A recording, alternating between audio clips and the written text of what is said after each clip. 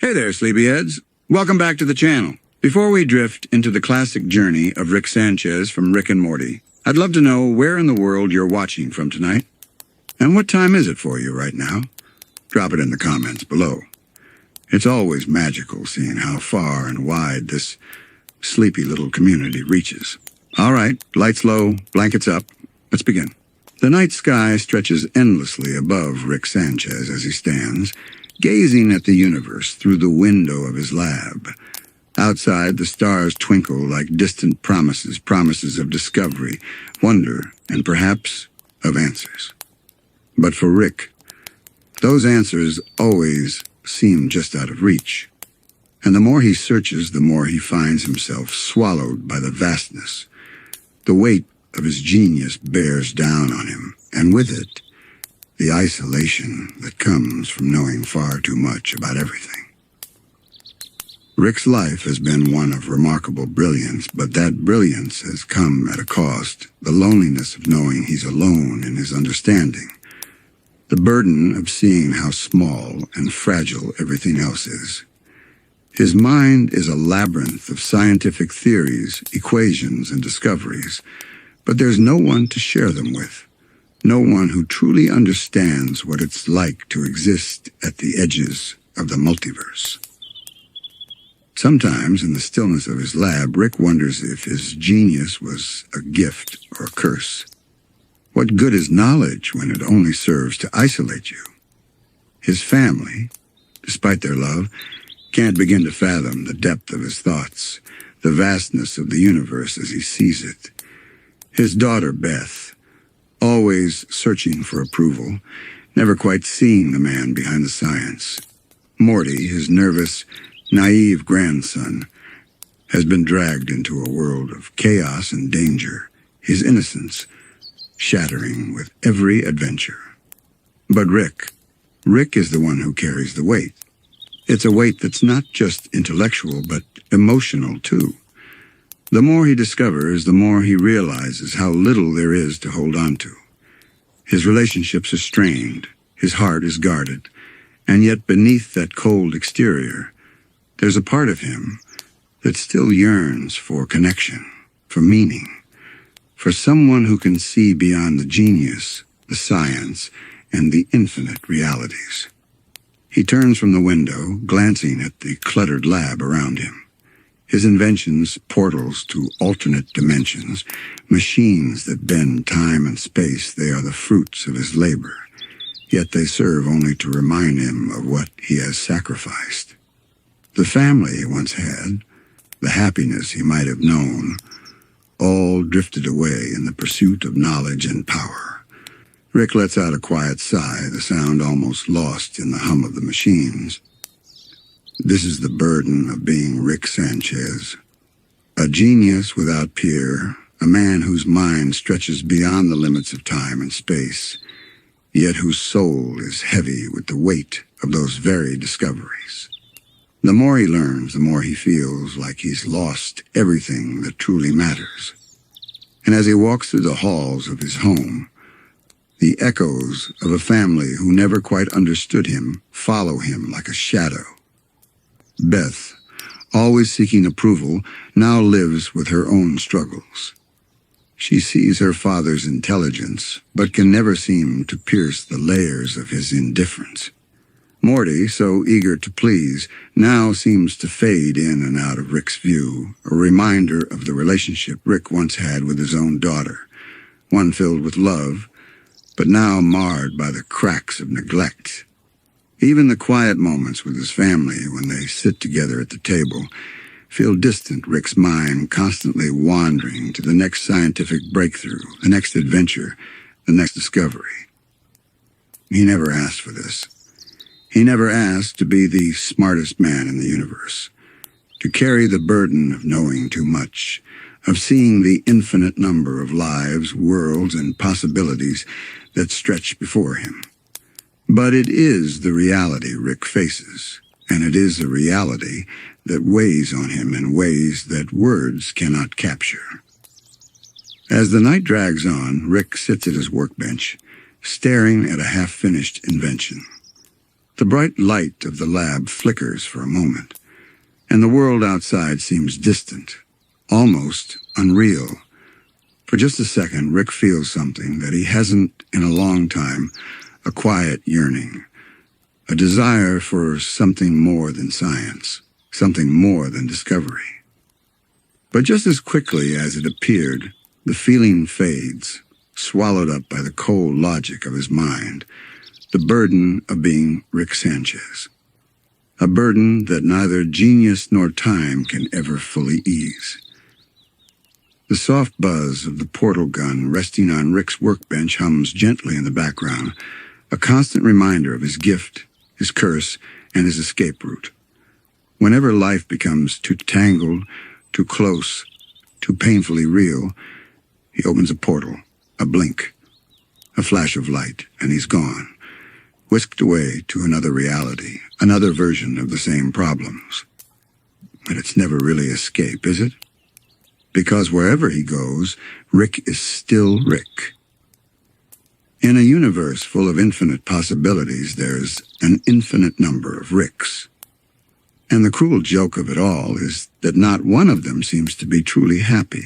Some are richer, some are more successful, some hold prestigious seats of galactic power, and some are so broken they've dissolved into madness. But not one Rick has found real peace. It's a truth that haunts him more than anything. For all the dimensions he's jumped through, all the lives he's touched and destroyed, he has yet to find one where he can stop running. From pain, from grief, from himself. In the solitude of the night, Rick sometimes returns to a memory. Not a dramatic one, not some grand scientific achievement. No, it's a simple image. Beth, as a child, sitting in the garage asking question after question, her eyes wide with curiosity and admiration. She wanted to be like him, and for a brief moment that filled him with something warm. But that moment, like so many others, drifted away, because Rick, for all his genius, doesn't know how to hold on. He's mastered how to let go, how to numb, how to distract himself with chaos, with adventure, with substances that dull the sharp corners of his mind. But holding on, loving, staying, those are equations he's never been able to solve. And so the pattern continues. A mission to steal a crystal from a four-dimensional empire. A battle with time-traveling squids. A dinner interrupted by a vengeful parasite. Rick's life is a carousel of madness, and he rides it like a man who doesn't know how to stop. To the outside world, and even to his family, Rick is confident, untouchable, even arrogant. But inside is a storm. He knows the exact molecular makeup of a star. He knows how to twist gravity, how to shatter existence into fragment. But what he doesn't know is how to sit quietly with himself and not feel like he's fallen apart. Sometimes when Morty is asleep and the house is still, Rick walks the quiet hallways. The light from the stars spills through the windows, casting shadows on the walls, reminders of all the versions of himself he's tried to hide. And in those moments, he wonders, is there still time? Is it too late to change? He's not sure. The portal gun lies idle. The flask is still in his pocket, and his thoughts, like always, are louder than he wants them to be. Tonight, he doesn't run. Not yet. Instead, he steps outside. The wind is soft, the stars are dim. And for a second, just a brief, fragile second, Rick Sanchez allows himself to feel small. Not because he's weak, but because in this massive, sprawling universe of possibilities, perhaps being small, being present, is the most human thing he's done in a long time. The garage door creaks softly as it swings open behind him. For a moment, Rick doesn't turn around. He simply listens. It's Morty, of course. The boy's hesitant footsteps are as familiar as his nervous voice. Rick? You okay?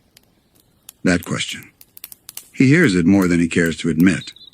And every time he answers with a grumble, a joke, or a dismissive wave of the hand. Anything to push away the concern. Anything to avoid vulnerability. But tonight Rick doesn't joke. I'm just thinking, Morty, he says, voice low. Thinking about stuff. Morty doesn't press. He sits beside him instead, both of them looking up at the sky, a sky that looks peaceful, even though Rick knows it's full of monsters and mayhem just waiting beyond the atmosphere. There's comfort in the quiet in Morty's simple presence. No need to explain string theory or justify dimensional escapades. Just two silhouettes against the backdrop of the stars, grounded, if only for a moment. And it's in this stillness that Rick allows himself to wonder about what could have been. What would his life have looked like if he hadn't walked away from the people he loved? If he hadn't lost her, the woman he once considered his everything? That pain, that loss, shaped him. It sharpened him into someone who hides behind sarcasm and intellect. Someone who believes love is a liability and family is a vulnerability. But he's starting to learn something, even if slowly. The more time he spends with Morty, the more often he finds himself being pulled into quiet family dinners, or fixing the house's plumbing, or simply hearing Summer laugh, the more he realizes how desperately he wants connection. How badly he wishes he could be someone they don't just tolerate, but trust. It's a journey, though. Healing for someone like Rick isn't a breakthrough moment with fireworks and tears. It's a quiet process, a series of small choices, staying in the moment, listening without sarcasm, being there when it counts. He thinks about the citadel of Rick's, that cold monument to egotism and fragmentation, a place built by minds like his, convinced that they are the center of everything. And yet, it collapsed, imploded under the weight of its own arrogance. That, too, was a lesson. No matter how brilliant you are, no matter how many universes you can conquer or escape to without meaning, it all dissolves into noise. Rick turns to Morty now, nudging him with his elbow. You ever think about how none of this makes sense, but somehow it still matters? Morty gives him a look, part confusion, part curiosity. Yeah, I think. Rick chuckles. Not at Morty. At the irony of it all. That a boy who barely passed his science class might be the anchor he never knew he needed. Because what Rick is beginning to see slowly, gently, is that life isn't about outsmarting the universe. It's about letting yourself be in it. Flawed, lost, hopeful. He takes a deep breath. The cool air fills his lungs. No running tonight. No missions. Just this. Him, Morty, and the hush of the stars. For a man who's seen the edges of reality and stared into the collapse of time, this might just be the bravest thing he's ever done. Time stretches in that moment between Rick and Morty, not through the twisting mechanics of a time portal, but through the simplicity of shared silence. The stars overhead blink slowly, as if the universe itself is taking a breath. And Rick, he allows himself to feel something rare. Stillness.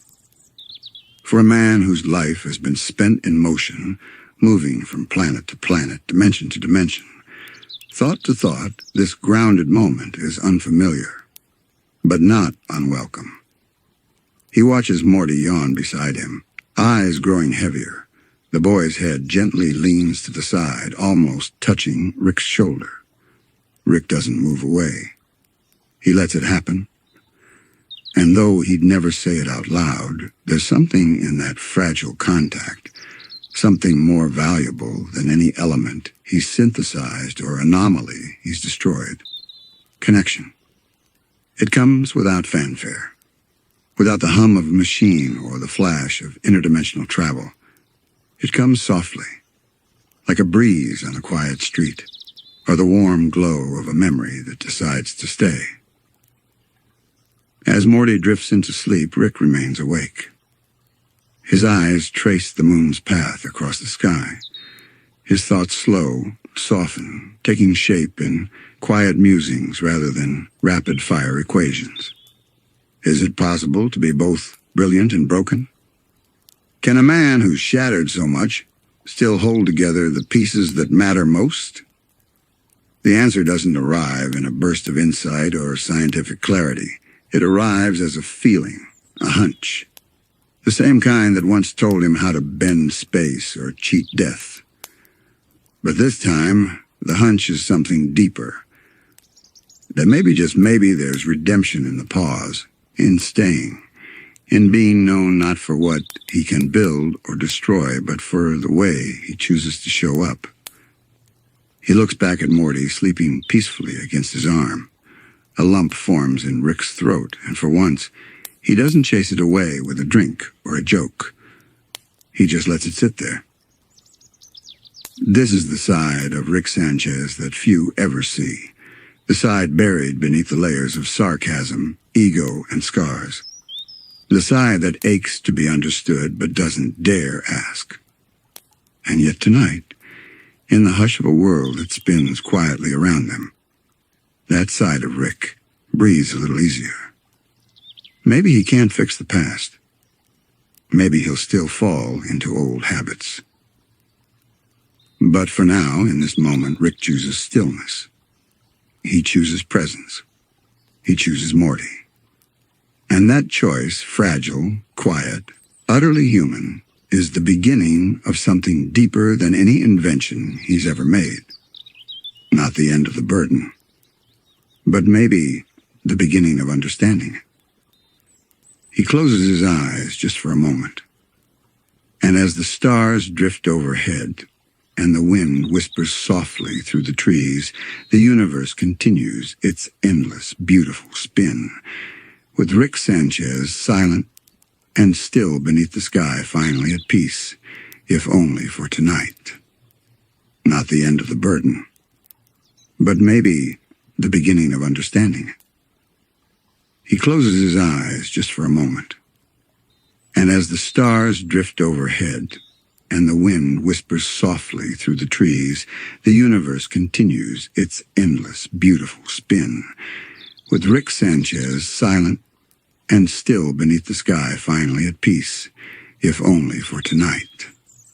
There's something about silence that feels louder when it surrounds someone like Rick. In a lab where ideas once danced like fireflies in his mind, we find Rick alone, surrounded not by invention, but by the aftermath of it.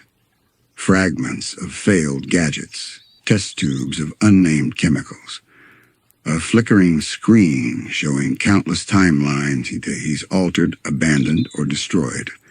This is the beginning of a chapter not written in equations, but in consequences. You see, long before the portals and the pickles and the exploding planets, Rick was a father, a husband, a man who once wanted what many of us want: a home, a family, a quiet kind of happiness. But the world, or perhaps his own brilliance, had different plans. There's a theory, unconfirmed yet deeply believed, that in one timeline, Rick invented something so powerful, so reality-defining, that it shattered the life he knew. A multiversal engine, a perfect equation. The kind of discovery that forces the cosmos to take notice and then retaliate. What followed was loss. Profound, undeniable, the kind that sinks into the bones, that echoes in a quiet house where laughter used to live. His wife gone, his daughter, little Beth, left without answers. And Rick, well, Rick became a wanderer. Not of roads, but of dimensions. He became the father of destruction, not just because of what he built, but because of what he left in ruin. Love, trust, innocence. All things fragile in the face of a mind that saw too far, too fast. And yet, in that wreckage, something survived. Not warmth, no, but responsibility.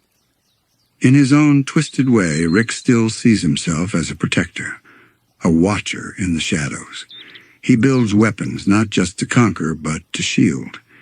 He destroys worlds sometimes to save a single life. Maybe his morality isn't dead, just buried under too many layers of guilt and irony. There's a particular night remembered by some fans, a moment when Rick collapses, drunk and mumbling beside his workbench. The camera lingers. The room is quiet. And you hear it, a faint sniffle, a tear falling from a man who swore he didn't feel anymore. That wasn't a punchline. That was the truth, peeking through the sarcasm. He's not just a destroyer, he's a man haunted by the things he couldn't save. It's easy to focus on the chaos Rick leaves behind, the black holes, the mutated cities, the exiled aliens. But the deeper story lies in why he does it all. What is he running from? What silence does he try to fill with explosions? Some say it's the grief, others the guilt. Maybe both. But there's another angle too. Maybe Rick, for all his intellect, doesn't believe he deserves peace. Maybe destruction is his penance, a way of paying a debt the universe never asked for, but one he can't forgive himself for owing. There's a peculiar contradiction in Rick Sanchez. For every planet he leaves in ruins, there's a brief moment, often unnoticed, where he hesitates. A second where his fingers hover just above the button, as if part of him's asking, do I really have to do this again?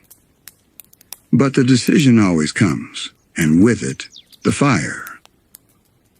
We've seen it in episodes where Rick has destroyed entire civilizations, for what seems like petty reasons, a slight insult, a bureaucratic annoyance, a cosmic inconvenience.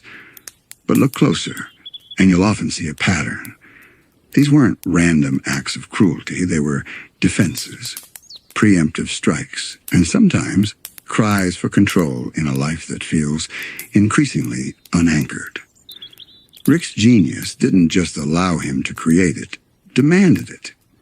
His mind is constantly building, dismantling, modifying the universe around him.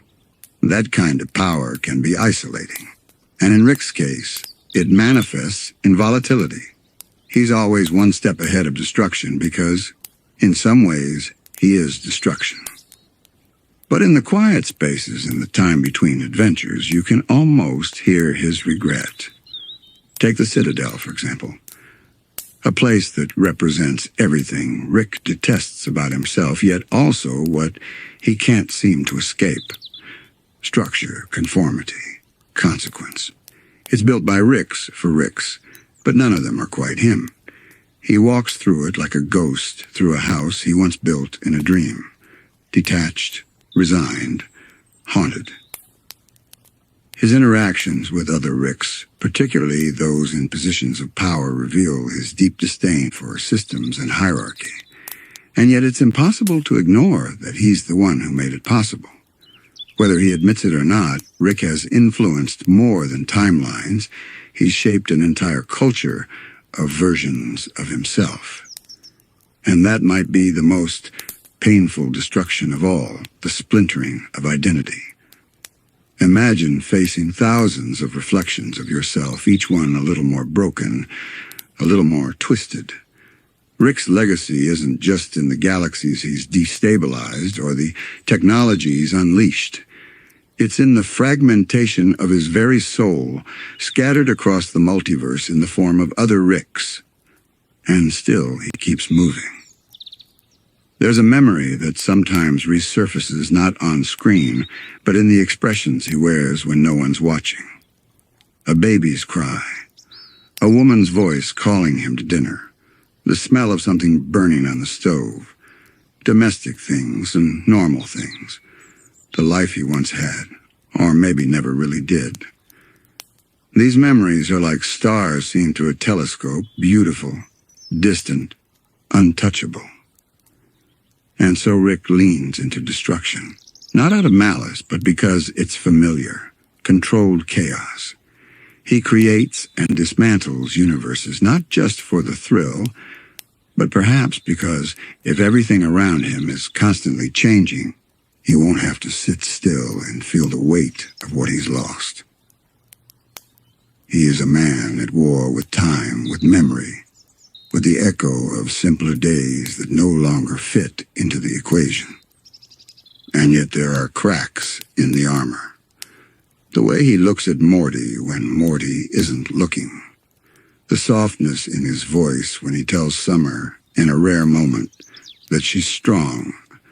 The deep sighs that follow his harshest jokes. These are not the signs of a man who feels nothing. These are the signs of a man who feels everything, but doesn't believe he's allowed to show it. That's the irony of Rick Sanchez. He is the father of destruction, and yet he mourns what he destroys. There's a poignant moment easy to miss unless you're really looking, where Rick stares into the remnants of one of his own experiments gone wrong. Not with anger, not with regret, but with something quieter, acceptance. A nod to the truth that even he can't outthink the consequences of his own brilliance. In the world of Rick and Morty, destruction comes dressed in humor, witty one-liners, absurd dimensions, talking pickles. But behind the laughter, Rick stands in silence, like a storm that's just passed. You feel the devastation, even if it isn't spoken aloud. His reputation across galaxies is a mixture of legend and warning. The Rickest Rick, a title that's both a badge and a chain. Wherever he goes, there's a shadow that follows, the knowledge that he's already been there, already broken something, already walked away. And yet this isn't pride, it's weariness. Because Rick knows that every genius act carries a cost. There's an episode where Rick creates a miniature universe inside a battery, a microcosm of society, unaware it exists solely to power his ship. It's clever, it's inventive, but it's also deeply unsettling. Because Rick doesn't just manipulate science, he manipulates people, even entire realities. And when those realities gain consciousness, it's not celebration he meets, it's confrontation. The deeper meaning is clear. Rick is a builder of cages. Not always out of cruelty, but because he doesn't know how else to keep the world moving without someone or something being underneath it. You can see it in the way he relates to family, too. Even when he's helping, there's often a power imbalance. He gives Morty adventures, but only when it suits him. He saves the day, but reminds everyone it was him who did it. He apologizes, but only with a joke wrapped around it. Love for Rick is a risk, and power, that's his armor. It's not just physical destruction Rick leaves behind. It's emotional wreckage, the kind that lingers long after the explosions fade. Beth, his daughter, carries it like a quiet echo. Morty, though still eager, now walks with a heavier step. And even Jerry, often the butt of the joke, has had to face what it means to live in a world where Rick's approval is nearly impossible to earn. Yet this destruction is not directionless. Rick has a code. Twisted, yes, but present.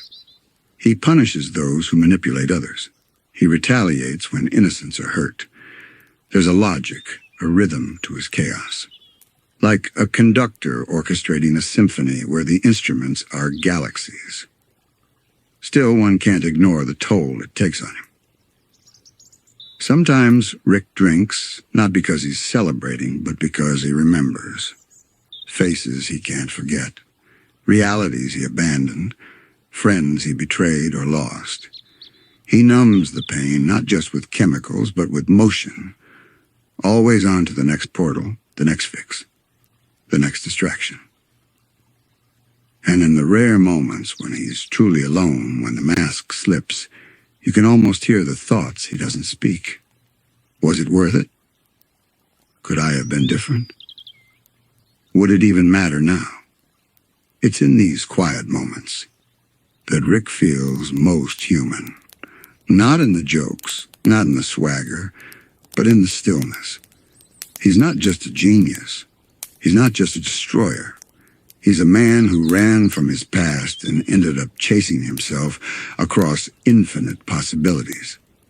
And no matter how far he travels, he's never quite free from the version of himself that still remembers love, that still remembers loss. Because for every universe Rick leaves in ashes, there's one truth that always lingers behind. It wasn't just the worlds that crumble. He did too. There's a scene that quietly lingers in the background of Rick's vast, chaotic life.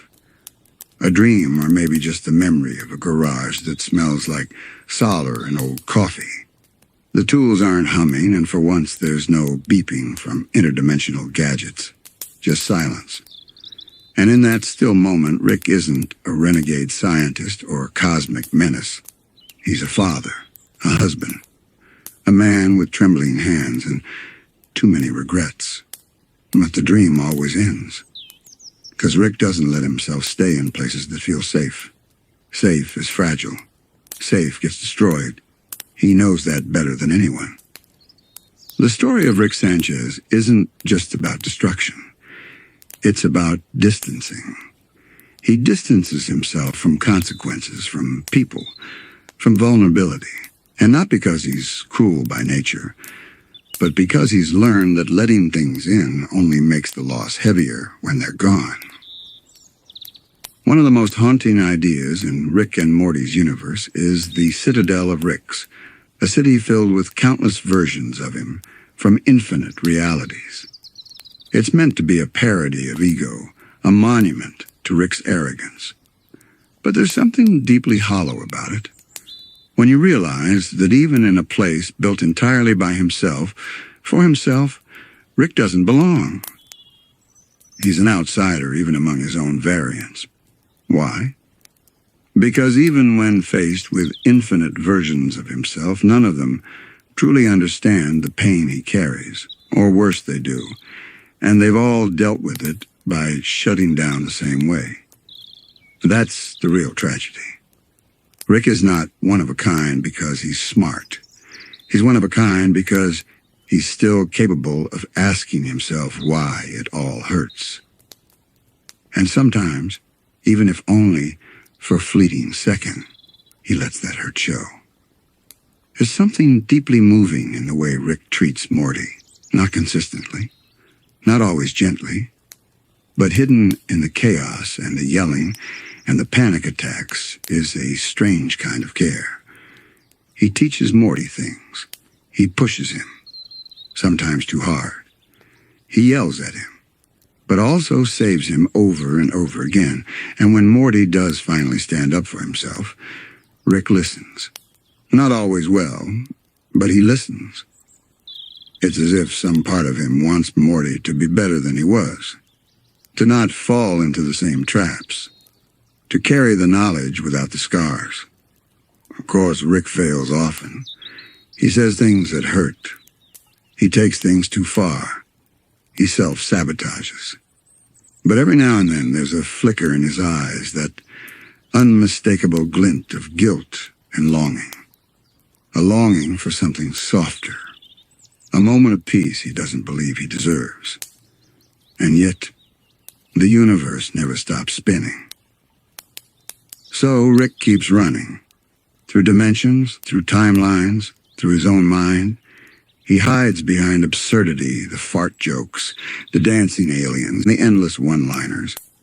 But behind it all is a man who once believed in something beautiful, and who now tries to recreate that feeling in every science project, every portal jump, every broken boundary.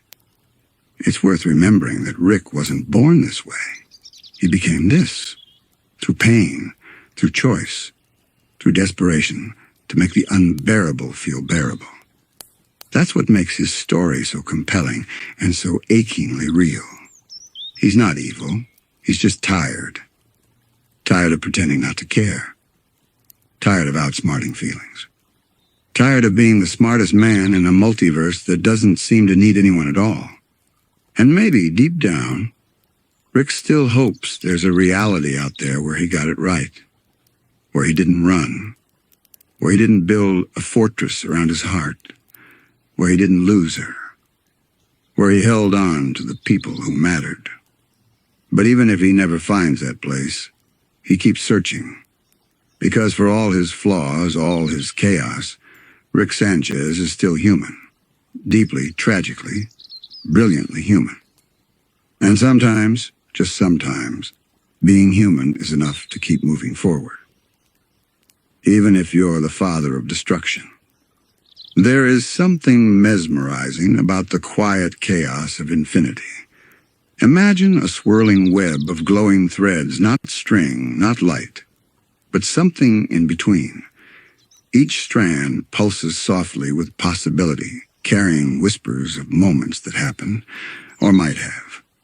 In the center of this infinite cosmic embroidery stands Rick Sanchez, or a Rick, or all Ricks, woven into a tapestry too vast for even the smartest being alive to comprehend fully. The multiverse in Rick's world is not just a concept. It's a reality he can walk through like a hallway. Open a portal here, and you're in a world where time flows backward. Step through another, and Earth never existed. A third might reveal Rick as a peaceful gardener, nurturing alien flowers under twin suns. And yet another might lead to a world ruled by fascist shrimp. And yes, Rick's been there too. Each reality a reflection. Each one a distorted mirror of his choices. But the real madness begins when Rick starts to realize that no matter how many times he rewrites the story, no matter how many alternate versions of himself he meets, he cannot run from who he truly is. Because the multiverse doesn't forget, it reflects. And Rick, for all his genius, cannot outsmart the echo of his own pain. Sometimes he finds comfort in the randomness of it all, the knowledge that he can never truly be trapped. There's always another door, another version, another dimension. But that comfort is fleeting. Because in every dimension, Rick Sanchez remains burdened with memories that don't fade when he crosses realities. He carries them like shadows, quiet, heavy, constant. There's a multiverse where Beth never died. A timeline where he stayed, raised her, loved her mother, and grew old surrounded by warmth. But those aren't the timelines Rick chooses to live in. He never stays, never settles. He dips into those possibilities like someone replaying a song from an old mixtape, not to relive it, but to feel what it once meant. That's a madness. Not the creatures, not the paradoxes, but the repetition of grief. Over and over again, he sees versions of himself trying to change, trying to be better, only to end up in the same spiral, jaded, drunk alone in a garage filled with unfinished ideas and half-forgotten laughter. And then there's Morty. There are infinite Mortys, too. Some brave, some broken, some filled with hope, some corrupted beyond recognition. And Rick sees them all. He tries to pretend it doesn't matter, that they're just interchangeable sidekicks, disposable variables in an equation he mastered long ago. But it's a lie he tells himself to sleep at night. Because one of the few constants Rick allows himself to believe in is his Morty, the one he chose, the one who stuck with him, the one who challenges him in just the right way, the Morty that makes the madness a little less lonely. But even that relationship is tested constantly by the endless expanse of possibility. Every time Rick jumps through a portal, he's reminded that bonds can break in the blink of a quantum flicker. One wrong choice, one unspoken thought, and the person walking beside you might become a stranger. Or worse, a reflection of your own failures. Still, Rick keeps going. Because in the multiverse, there's always the hope, however faint, that one version of him might find peace. one version might forgive himself, might find a reason to stay. And in that possibility, that faintest shimmer of grace, there's something achingly human, something real. There's a particular moment Rick keeps revisiting, not in time, but in thought, the way you might return to an old photograph, not because it's beautiful, but because something about it feels unfinished. It was the first time Morty saw Rick fail. Not just stumble, but break. They were in a timeline where the laws of physics were unraveling, where the sun bled into the sky like spilled ink, and entire cities floated upside down. Rick had promised to fix it. He always does. But something about that world resisted him. His calculations spun into nonsense. His machines melted, and he just collapsed. Morty, small and terrified, watched his grandfather, the man who bent reality, sink to the floor and whisper, "I don't know how to fix this." For a long time they sat in silence. The universe crumbled softly around them, like a dream falling apart at the edges.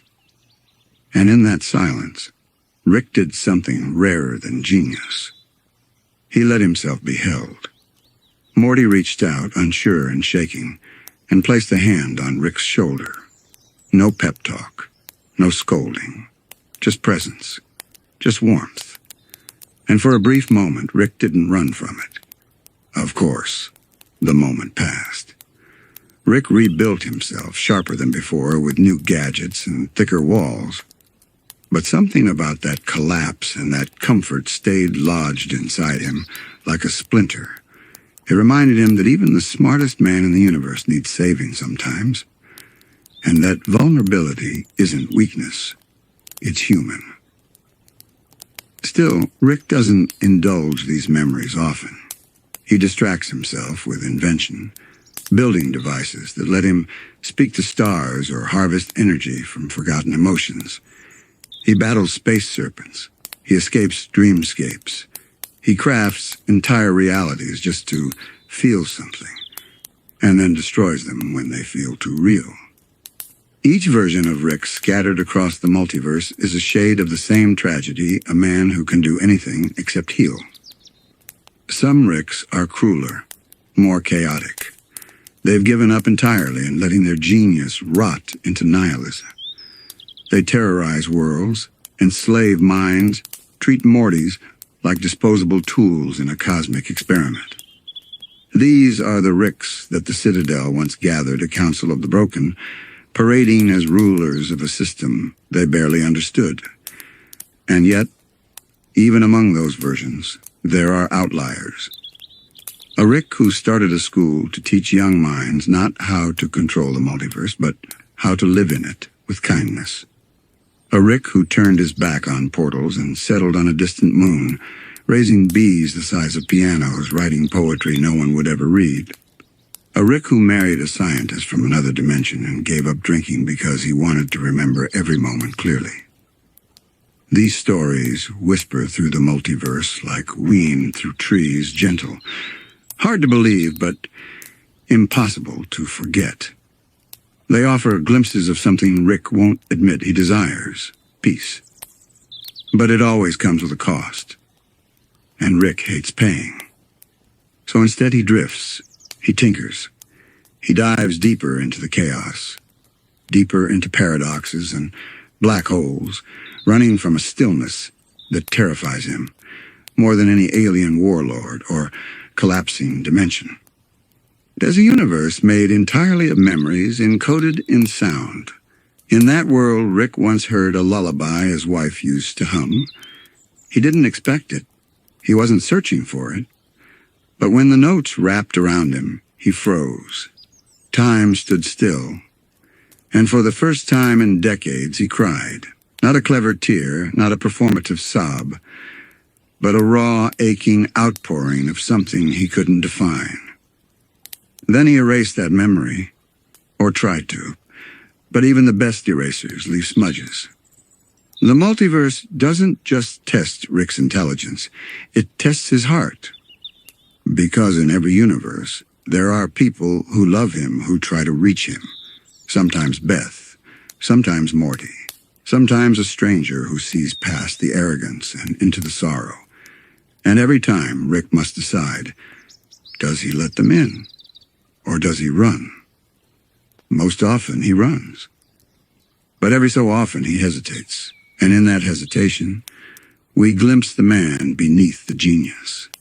The child who lost too much, the father who blamed himself, the scientist who thought knowledge would fix the pain only to find it sharpened it. And maybe, just maybe, that glimpse is enough. Because for all the damage Rick has done to timelines, to people, to himself, there is still something inside him that aches to be understood, not praised, not feared, just understood. In the end, that might be the truest madness of the multiverse. That a man who knows everything still doesn't know how to love without breaking. Sometimes, late at night across dimensions, Rick finds himself in bars that don't exist on maps. They appear only when he's most exhausted, neon-lit watering holes that hum with forgotten songs and strange laughter. The bartenders don't speak unless spoken to. The drinks taste like memories, and the patrons are versions of Rick, all of them. Quiet, reflective, waiting for a reason to stop running. There was one such night when Rick sat next to another Rick, who had no gadgets, no portal gun, just a pencil and a napkin. Trying to draw a way out, Rick asked, half smirking. The other Rick didn't answer right away. He sketched a shape instead, a crude heart with cracks running through it. Trying to remember, he finally whispered, what it felt like before I became this. Rick looked away, because he knew. He remembered too, and he hated that he did. In that moment, surrounded by echoes of himself, Rick realized something profound, that for all his escapes, all his inventions, all his infinite selves, he was always sitting across from the same person. A man who had once loved, who had once been full of hope, who had lost too much to ever feel whole again. Not broken by the multiverse, but by grief. It's easy to overlook that part of Rick, the part beneath the sarcasm and swagger, but it's there, in how he holds on to a particular photo of Beth, in the way he adjusts Morty's blanket when he thinks no one's looking, in how he sometimes pauses before opening a portal, as if weighing the decision to leave all over again. And though the multiverse offers infinite distractions, none of them truly quiet the ache. Rick knows this, deep down. That's why the most dangerous places he visits aren't other planets or timelines, but the moments when he sits in silence, when there's no adventure, no crisis, no excuse, just himself. Those are the moments he fears the most. Because in silence, the truth comes louder than any explosion. He misses her, his wife, his real one. The one who saw him not as a genius, but as a man. The one who laughed at his dumb jokes and held his hand in grocery stores and told him he wasn't too much, even when he felt like it. And in every universe, in every echo of their home, he's searching for some version of that life, a place where she didn't die, where Beth didn't grow up without him, where he wasn't swallowed whole by guilt. But even when he finds it and he has it, never feels right. Because Rick knows it isn't real, it isn't his. And pretending only deepens the emptiness. So he leaves, again and again. Leaving behind traces of himself, fragments of almost love, whispered apologies that never quite reached their destination. The multiverse offers endless possibilities, but none with peace. Because peace requires surrender. And Rick Sanchez has never been good at that. Still, there's a quiet hope woven to the chaos, a thread he never fully severs. He teaches Morty. He protects Summer. He builds safety nets into his inventions. He leaves clues behind for those who might one day understand him. It's not redemption, but it's something. A soft resistance against becoming completely lost.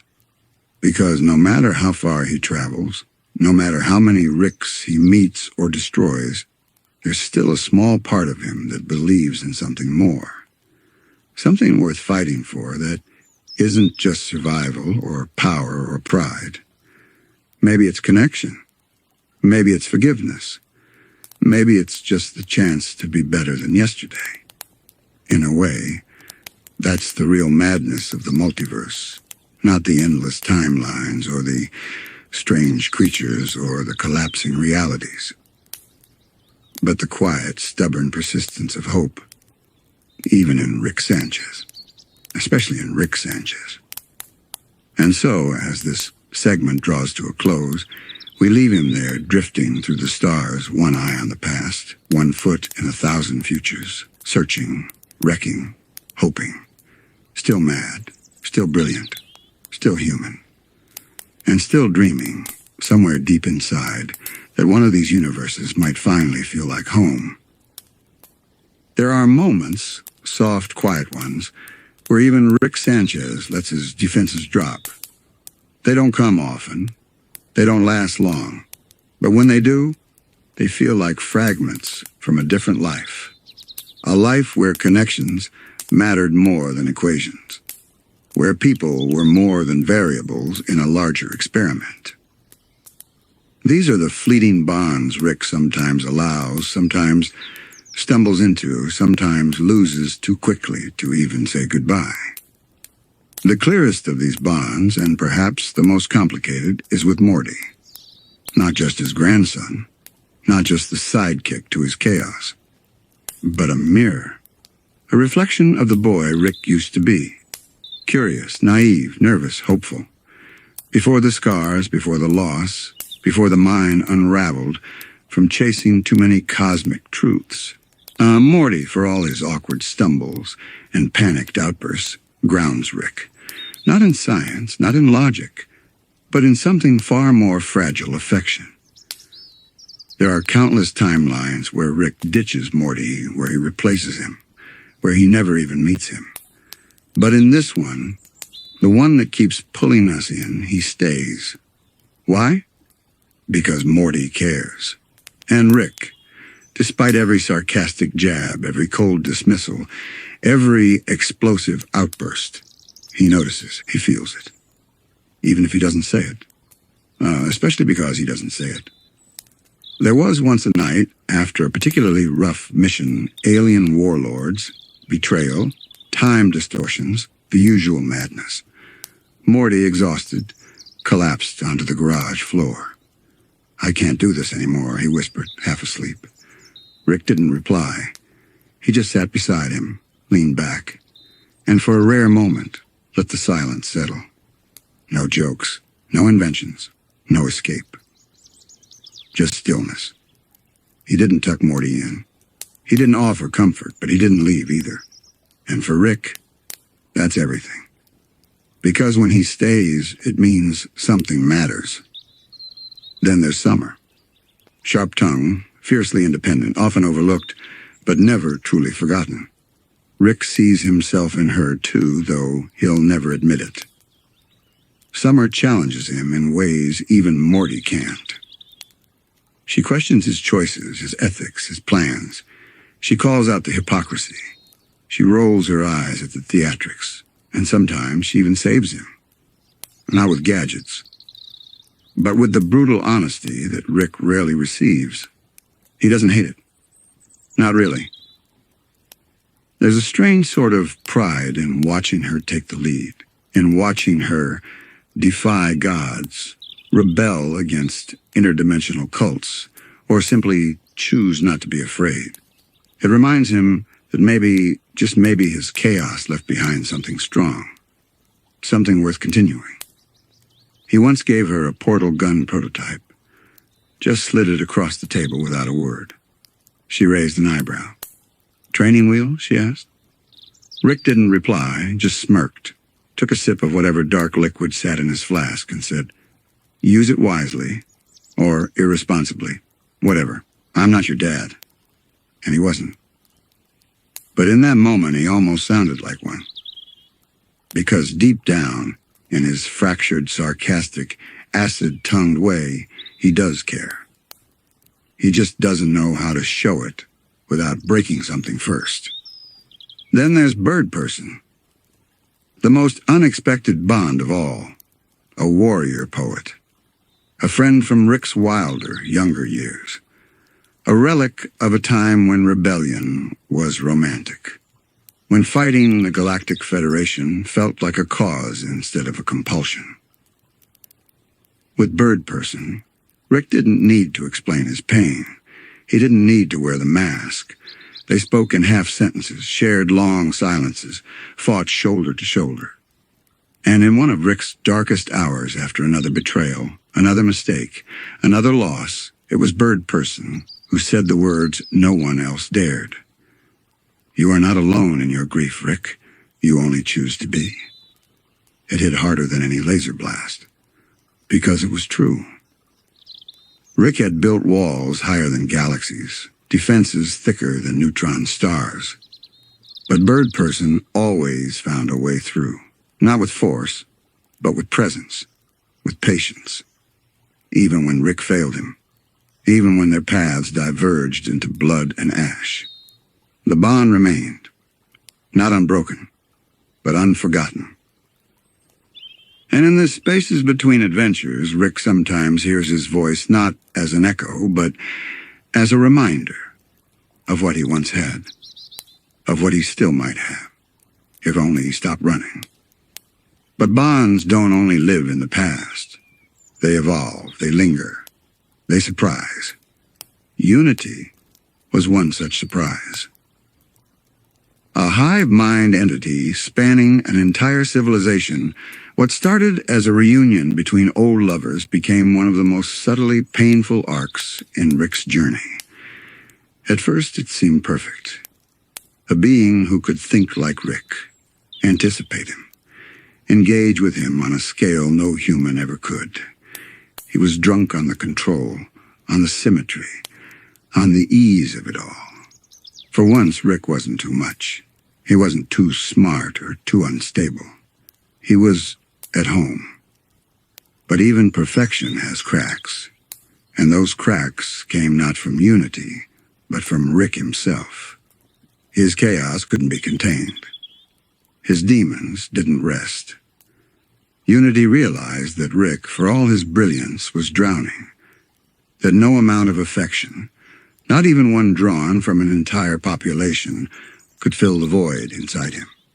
So Unity left, and Rick, well, he broke. Not loudly, not violently, but quietly. He returned to the garage, moved in silence, played an old song, stared at the ceiling, built a ray, paused and lowered it, collapsed. And for a few agonizing minutes, we saw Rick, not as the smartest man in the universe, not as a god of science, but simply as a man heartbroken, alone, and lost. Unity's departure didn't just end a relationship, it carved a scar. One that Rick doesn't speak of, but one he still feels. Every time he drinks, every time he jokes, every time he pushes someone away just before they get too close. Because that's the pattern, isn't it? Rick connects, then severs. He cares, then deflects. He loves, then escapes. It's safer that way, easier. Because true connection means vulnerability, and for someone who's seen entire realities collapse, that's more terrifying than any apocalypse. But sometimes, despite himself, Rick lets the light in. Like with Mr. Nimbus. Yes, the rivalry is absurd. The flamboyance, the aquatic diplomacy, the passive-aggressive banter, it all feels theatrical, and it is. But beneath that oceanic surface lies a strange history of mutual respect. They go back, far back. And in between the fights and flexes, there's something like fondness, A twisted, ridiculous kind of friendship that refuses to admit itself. Because that's how Rick operates. Always with layers. Always with masks. And yet, when Mr. Nimbus calls Rick Richard, there's weight to it.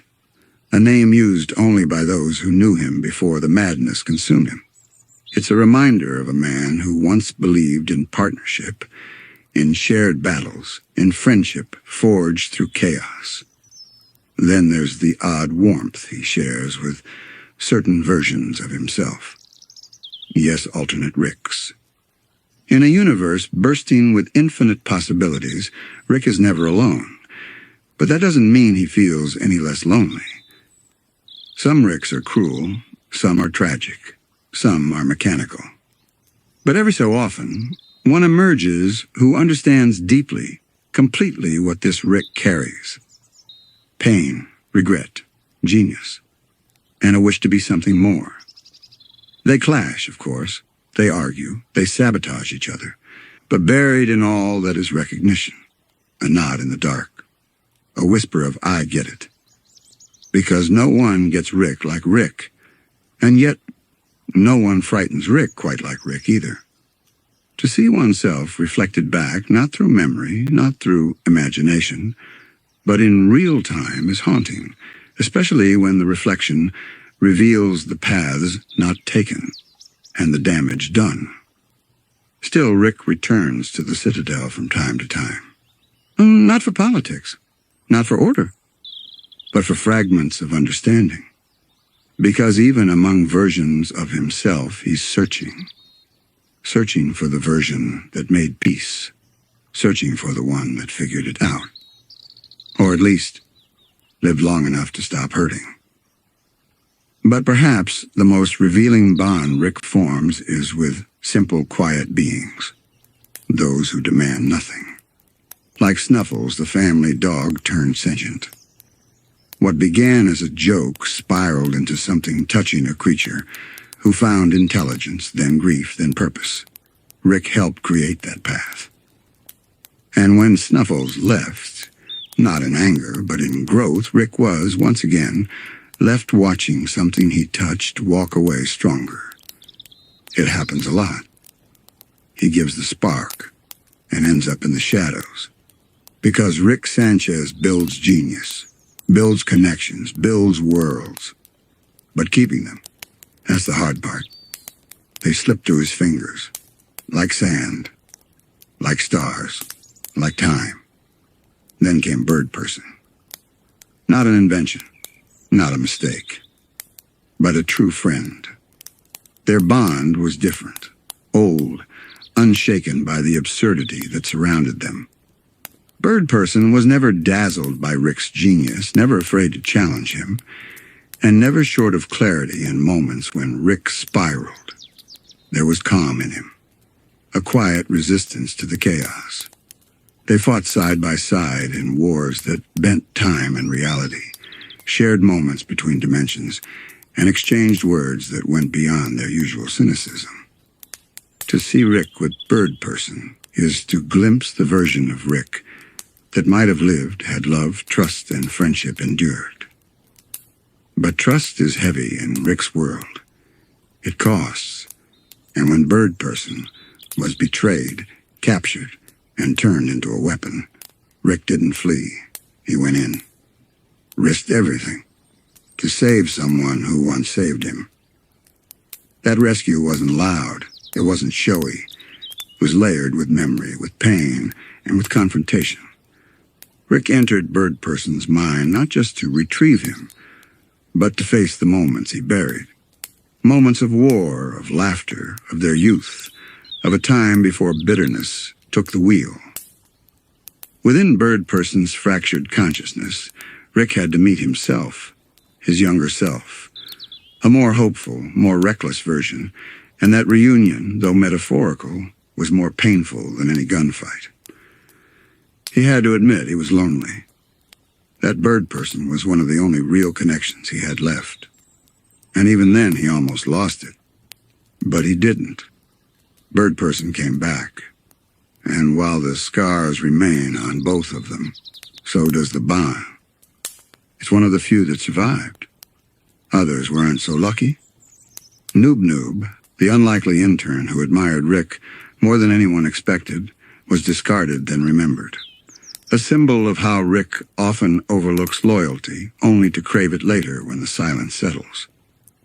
Then there was Tony, a stranger, a man Rick met in a public restroom of all places. Their interactions were brief, odd, and surprisingly intimate. They debated existence, happiness, the illusion of control, and in those conversations, Rick met someone who refused to be broken by grief. Tony saw through Rick's armor, gently, persistently. And though Rick pretended it meant nothing, his visit to Tony's home, the hesitation in his steps, betrayed a different truth. When Tony passed, Rick was left with the echo of those conversations, of what might have been a genuine friendship had time allowed. And again he was left with absence. It's a pattern that loops endlessly. Rick meets someone, they see him truly see him, and then they're gone. Whether by choice, by death, or by Rick's own defense mechanisms. Even with Morty, the one who's lasted the longest, the bond wavers. There are universes where Morty turns on Rick, where Rick loses him, where he clones, replaces, resets, and rewrites his own reality just to avoid facing the grief. And yet, despite it all, Morty remains. There's something about that, about enduring each other, that holds more meaning than Rick would ever admit out loud. He teases Morty, berates him, tests his limits. But in the quiet spaces, when the universe isn't imploding and the jokes are on pause, there's care. Unspoken, but real. When Morty disappears, Rick notices.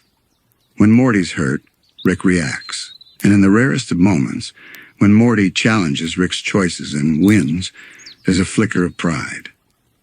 It's not parental. Not exactly. It's more complicated than that. It's partnership, born from chaos. Rick has pushed Morty into situations no one should ever face. He's turned Morty into versions of himself, but somewhere in all that trauma, a connection formed. Not healthy, not traditional, but resilient. And that resilience, that refusal to give up on each other, is what keeps Rick tethered, even when everything else drifts. Because for all his bravado, Rick is terrified of being alone. Not physically, existentially. And so he keeps testing bonds, keeps poking holes in them, keeps asking without saying the words, will you still be here if I ruin everything? Some stay, some don't. But each leaves a mark. And Rick, in all his brilliance, carries them quietly, hidden under sarcasm, behind blue portals and blackouts. There are no perfect relationships in Rick's world, only fleeting ones. Flickering lights in the vastness of space, warming him for just a moment before they blink out. And sometimes, Rick lights those candles again, not to relive what was, but to remember it ever existed. He revisits old haunts, not just planets or bars, but emotional spaces, places where laughter once echoed, where an ally once stood, where a mistake was made. These visits are quiet. There's no monologue, no adventure, just stillness. The camera may pan across empty rooms, scorched earth, hollow dimensions, but in those frames lies something deeper, a longing for what he once felt but couldn't hold on to. Even unity, the collective hive mind Rick once dated, was a bond both extraordinary and tragic. Unity loved him, in a way no one else possibly could. They adapted, they danced, they mirrored. They offered him everything, belonging, purpose, power, and Rick was tempted. But again the same wall rose. He couldn't believe he deserved that love, so he sabotaged it. And when it ended, Rick didn't rage. He didn't run. He just sat. in silence, alone with a bottle in a trembling hand. That moment, that unspoken cry for help, was perhaps the rawest the show has ever dared to go. No jokes, no alien invasions, just Rick, broken under the weight of his own mind. Because that's the cruelest trick of genius. You see everything. Every flaw, every loss, every could have been. And still you move forward. You rebuild the ship. You invent the portal. You crack another joke. You pretend it didn't matter. But it did. It always did. For every broken connection, there's a story Rick never tells. A goodbye he never voiced. A regret stitched quietly between the layers of sarcasm and swagger. The truth is, Rick doesn't need hundreds of friends. He needs one. Just one person who stays. Who doesn't flinch when he pushes. Who understands the chaos, the brilliance, the cruelty, and chooses to care anyway. Sometimes that's Morty. Sometimes it's Summer. Occasionally it was even Jerry in his own clumsy, clueless way. And other times, it's no one. That's the real burden of Rick Sanchez. Not the science, not the intergalactic chaos, but the isolation. To exist on every frequency of the multiverse but be heard by so few. So he builds new versions, clones, AI. He crafts simulations and backups, hoping to capture some flicker of past warmth, and yet they always feel colder, emptier. Because connection, real connection, can't be engineered. It must be risked. And risk, for Rick, means vulnerability. The kind he's been running from ever since he lost his original Beth, or perhaps even before that. That loss sits at the root of everything. The lab, the inventions, the cruelty, the disconnection. It all spirals from a moment too painful to face. So he loops instead. Another mission, another Morty, another joke. Until something or someone breaks through. It doesn't happen often. But when it does, it lingers. A simple touch, a word left unspoken. A memory that returns when he least expects it. Rick keeps these like souvenirs, not on shelves, but in moments of hesitation. In that pause before opening a door, in the glance he gives Morty before they leap through another portal, in the deep sigh before sleep. He'll never say it. But these bonds, however fleeting, matter. They're the anchors in his storm, the gravity in his black hole of thought. And while he may never escape the orbit of his own defenses, sometimes, just sometimes, he slows down enough to feel the pull. The audience rarely sees Rick cry. But we've seen the silence after the storm. The haunted gaze. The way his hand lingers just a second longer on Morty's shoulder. The way he looks at Beth when she speaks of childhood. The way he listens, ever so briefly, when Bird Person speaks of loyalty. These are his confessions, silent, subtle, but real. They remind us that even in the vast, indifferent sprawl of the multiverse, connection matters. And for Rick Sanchez, who has seen the beginning and end of countless worlds, the rare, fragile moments of human connection remain the most powerful forces in existence. No portal gun can replicate them. No invention can fix them. No science can explain why they hurt, and why we still seek them anyway. Rick does, in his own way, through sarcasm, through sabotage, through quiet, trembling pauses.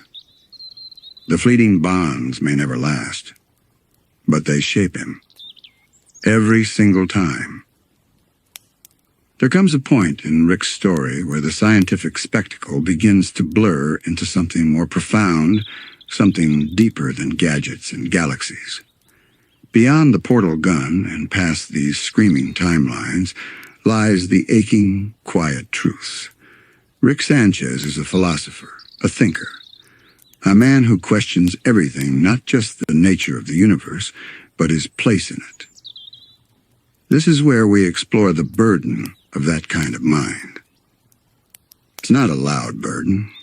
It doesn't crash through doors or destroy planets. It's quiet, heavy, slow. It presses on the soul in quiet moments, late at night, between sips from a flask, when the laughter fades and only thought remains. You see, Rick isn't just aware of the vastness of the universe, he's burdened by it. He's tasted its infinite flavors and still finds them lacking.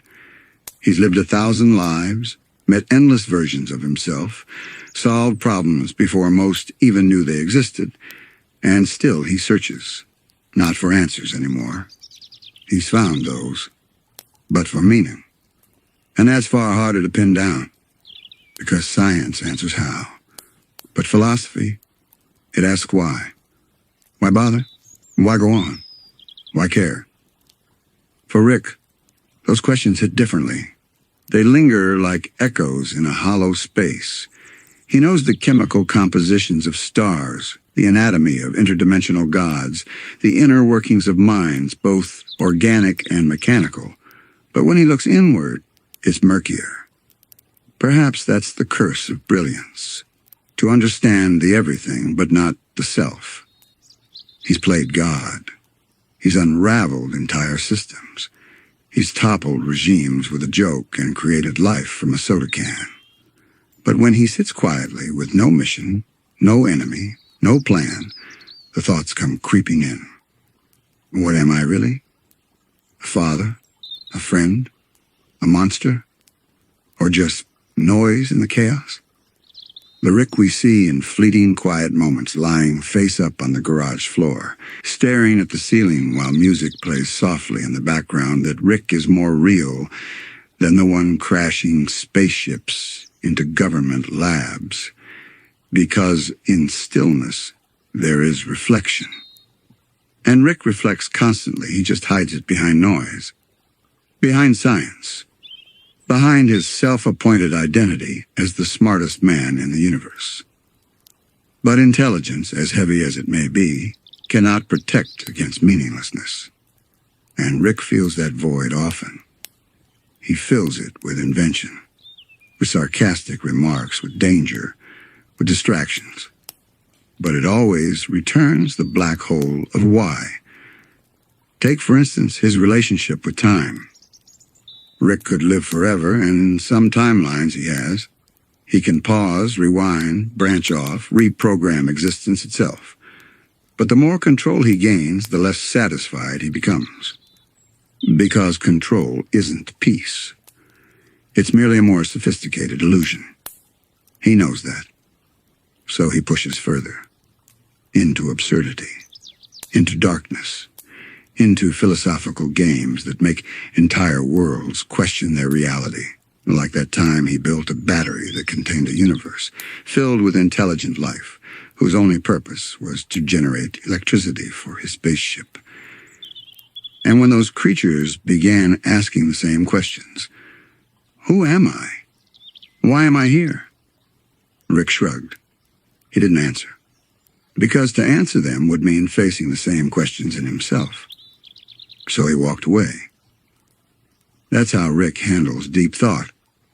He wades in, feels the weight, and backs out before it drowns him. But he never truly leaves it behind. Every sarcastic remark, every cruel joke, every self-sabotaging decision, it all hints at something deeper, a knowing, a pain, a philosopher's burden. Even in his most absurd antics, the questions remain. Is morality real? Is love just chemistry? Is freedom possible in a multiverse where everything already exists? He doesn't answer these questions in words. He acts them out. He lives them, plays them out in 1,000 different ways, hoping perhaps that one scenario will finally make him feel something real, something true. But truth is slippery, especially when you know too much. Rick's burden isn't that he doesn't understand the universe. It's that he understands it too well and still finds it hollow. That hollowness isn't the absence of things. It's the absence of meaning within the everything. And meaning, for Rick, can't be found in the lab or on a mission. It comes in the smallest moments. In a hesitant apology. In a reluctant hug. In the way he looks at Morty when Morty doesn't realize he's looking. It's there, flickering. It's what keeps him from falling completely. But it's fragile. It's easily buried beneath sarcasm and spite. And Rick often chooses to bury it, not because he wants to, but because it hurts too much to hold. Because once you believe the universe is meaningless, you either collapse or you build your own meaning.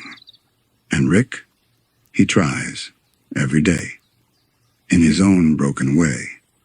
Rick's attempts to build meaning aren't always noble. They're not even always conscious. Sometimes it's just a half-hearted gesture, a reluctant decision, or a small act of kindness that slips through the cracks of his carefully constructed persona. But they exist. These are the moments that whisper, there's still something inside. Take Bird Person, for example. A friend from a distant past. A symbol of a time when Rick still believed in causes, in resistance and brotherhood. Their bond wasn't built on witty banter or mutual convenience. It was rooted in shared pain and hard-won respect. And yet Rick walked away. He always does. Because real connection brings risk, and risk brings pain. Still, when Bird Person needed him, Rick returned. He fought. He bled. He broke rules he created, just to save a friend who represented a part of himself he no longer knew how to embrace. And when Bird Person, in turn, saved Rick, there was no clever remark, no joke, just silence. That silence said everything. In that quiet moment, we didn't see a scientist or a god or a drunk. We saw a man. A tired, broken, but deeply human man. And that's the crux of Rick's burden. No matter how far he pushes, no matter how hard he tries to numb it, humanity pulls him back. It tethers him to a reality he pretends to be above. It reminds him of his limits, of the people he once loved, of the daughter he can't fix, and the grandson he's too afraid to lose. Rick's mind is a fortress of logic, but his soul, it's a battlefield of emotion. That's why we see glimpses of guilt when Summer cries, when Morty's trust breaks, when Beth calls him out. Rick doesn't deny these things because he's heartless. He denies them because he feels too much, and feeling has never led to peace in his experience, only ruin. So he isolates. He builds walls of invention. He hides behind layers of arrogance. But even the strongest walls crumble with time. And Rick's have cracks. They always have. Look closely. And you'll see them in the way he lingers in the garage after everyone's gone to bed. In the way he adjusts his flask to look like he's still drinking, even when it's empty. In the way he re-watches old memories, but skips the parts that hurt. Pain for Rick isn't just a side effect. It's a compass. It points to what matters. And the fact that he feels it at all means he hasn't lost everything. Now let's talk about the citadel of Rick's. What better metaphor for the philosopher's dilemma than a place where infinite versions of yourself exist, debating existence, power, order, and chaos? Rick created the citadel to escape persecution, yes, but also, on some level, to escape himself. And it didn't work. Because the citadel showed him that no matter the version, the same questions remained, the same behaviors emerged. Some Ricks ruled, others rebelled. Some were kind, others cruel. But all were stuck in the same loop of superiority, emptiness, and longing. Even evil Morty saw it. And in his rebellion, he became a mirror, Not of Rick's intellect, but of Rick's fear. The fear of being ordinary, of being replaceable, of being predictable. Rick doesn't want to be understood. He wants to be unknowable. He wants to be the exception, the glitch, the one who sees through the matrix. But deep down, he knows he's just another version, just another Rick, wearing pain like armor and genius like a mask. So when evil Morty walks away, rejecting the entire system, Rick feels it. Not just as betrayal, but as exposure. As if someone finally said aloud what Rick had always known, that even brilliance can be a prison. That knowledge without connection is a cage. And Rick, he built that cage himself. Brick by brick. With sarcasm, with indifference, with pride. But the philosopher's burden isn't just in asking questions. It's in accepting that sometimes there are no answers. That sometimes all you can do is feel. And Rick doesn't want to feel, because feeling opens doors. To regret, to love, to loss, to all the things science can't undo. But he feels anyway, because beneath the infinite logic, beneath the tangled theories and infinite Ricks, there is a heart, wounded, weathered, reluctant, but beating still. That heart is what makes Rick a philosopher, not just a scientist. Because real philosophy begins not in books, but in bruises. Not in thought, but in experience. And Rick's experiences have shaped a mind that can't stop spinning. Looking for patterns, hoping for purpose, dreading the silence that comes when none appears. Rick has always tried to dodge responsibility. Not because he can't handle it, but because he knows what it brings.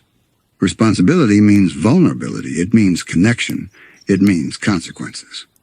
And Rick has seen what consequences can do. Once he believed that brilliance alone could keep chaos at bay. That understanding the universe, breaking it down to its smallest components, its rawest math and matter, would be enough. Enough to avoid the pain. Enough to stay ahead of the suffering. But it didn't work. No amount of intelligence insulated him from the ache of loss, from the confusion of family, from the weight of decisions that ripple across realities. So he built distractions, endless adventures, chaotic plots, interdimensional errands that masked his aching heart with flashes of adrenaline and snark. Yet even the most thrilling escape ends eventually. And in those quiet spaces in between, the cold lull in the ship, the creak of a closing garage door, the stillness after a universe collapses, Rick sits alone. Not as a god, not as a genius, but as a man who's tired. So very tired. And that's the philosopher's curse. He can't unsee the world. He can't undo the awareness. Once you start asking why, you can never stop. Once you peel back the curtain, there's no bliss in ignorance. Rick knows too much. He knows how fragile everything is, how temporary joy can be, how even the deepest bonds fray with time. And still, he keeps going. He keeps trying to guide Morty, even if clumsily, trying to protect Beth, even if indirectly. Trying to be there for Summer in his own sideways, chaotic way. Because somewhere, deep inside the storm, there's a spark of love that refuses to die. That love isn't obvious. It's not shown in hugs or heartfelt speeches. It's shown in the way he recalibrates Morty's serum after a mutation, in the way he freezes time so the kids can relax without worry, in the way he repairs what he's destroyed, silently, without asking for thanks. 'Cause he doesn't do it for applause. He does it because, against all odds, he cares. And caring, for someone who's seen entire worlds burn, is the bravest thing he can do. Rick's burden isn't just knowledge, it's love. Love that he can't express. Love that hurts too much to acknowledge. Love that has outlived galaxies. In a moment of rare clarity, Rick once admitted that the universe doesn't owe him anything. That maybe, just maybe, he doesn't have to be the smartest man in the cosmos to be worthy of forgiveness or even joy. But that moment passed. Because self-forgiveness, that's the hardest challenge of all. Rick carries guilt like gravity. It shapes his posture, his tone, his eyes. It's in every flinch when someone shows him kindness, every scoff when someone compliments him, every deflection, every dismissal. It's all armor. Because deep down, he fears he doesn't deserve peace. But that's the lie philosophers often believe, that suffering equals depth, that wisdom must be earned through pain. And while there's truth to that, it's not the whole story. Peace isn't weakness. Vulnerability isn't failure. And Rick may never fully embrace that. But he's learning, slowly, quietly. In small moments, when he lets Morty lead a mission, when he fixes a broken toy in the background, when he pauses at a family dinner, watching, half smiling, before excusing himself with a crude joke. Those are the sparks. Sparks of growth, of humanity, of something resembling hope. Because for all his despair, Rick still shows up. He may arrive late, drunk, and with a flamethrower, but he shows up. And in a cosmos where apathy is easy and abandonment is common, showing up matters. The philosopher in Rick sees the cracks in everything. But the human in him still wants to believe that light can get in. Even if just a flicker, even if only for a moment. And maybe, just maybe, that's enough. Enough to carry on. Enough to keep hoping. Enough to keep loving in his own broken, brilliant way. Some nights, now when the lab is quiet and the portal gun rests on the workbench, Rick just stares into the void. Not a metaphorical one, a literal void. He opens a micro-universe, lets it stretch across the ceiling like a starry sky, and lies back in silence. The stars shimmer, planets spin, entire civilizations blink in and out of existence, like dust motes in candlelight. He doesn't interfere. He just watches. It's the closest thing to peace he knows. Because in that stillness, Rick sees not just the chaos of creation, but the absurdity of it. The beauty, the randomness, the miracle. And sometimes that's enough. Sometimes he lets himself feel.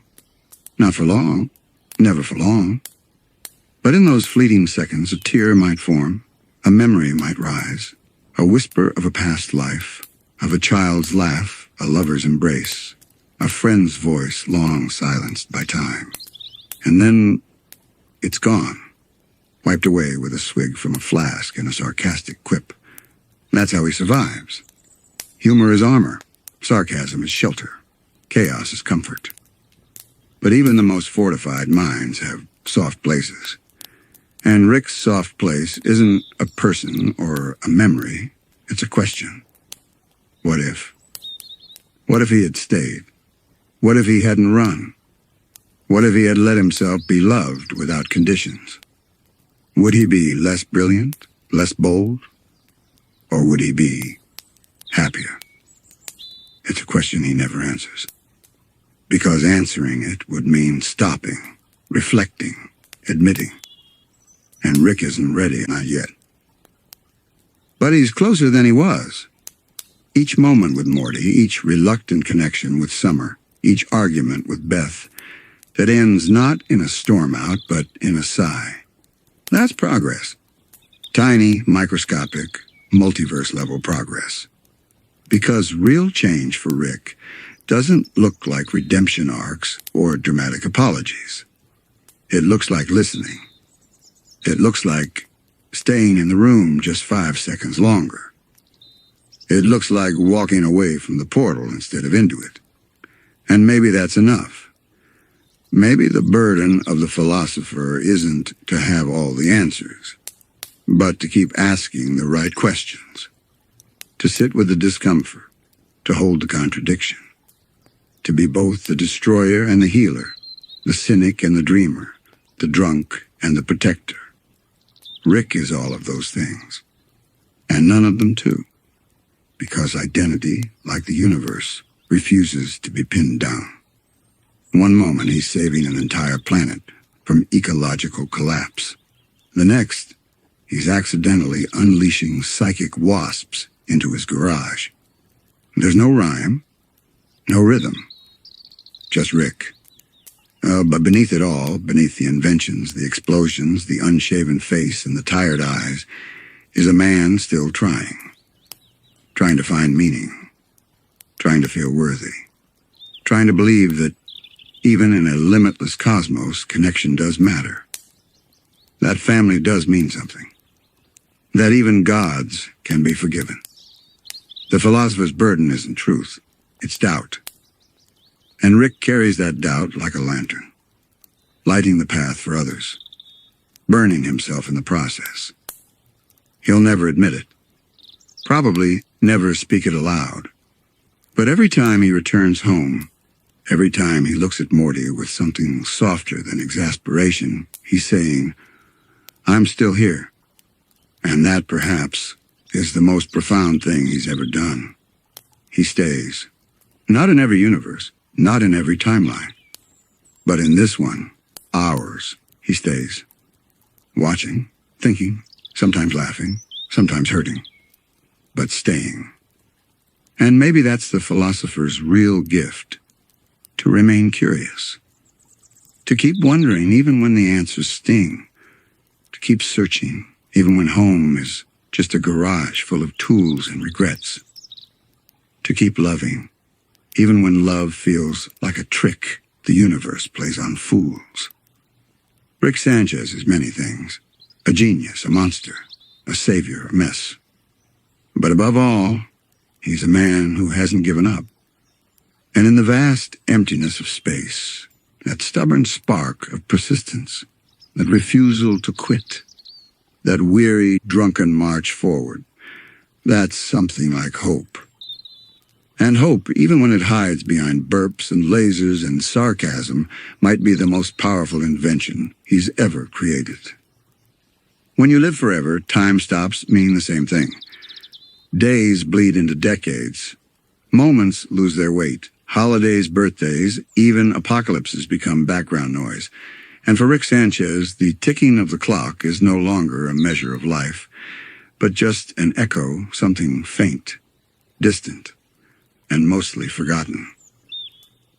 In the still hours of the night, when even Morty's late-night video games have gone quiet, Rick sometimes just sits.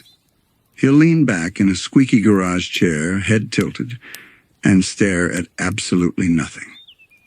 Because when you're immortal, you start to realize how fragile everything else is. He's watched universes collapse, watched stars burn out like candles, watched friends age and die not once, not twice, but again and again, across infinite timelines. And what's left behind? Just him, the man who can't die, or won't.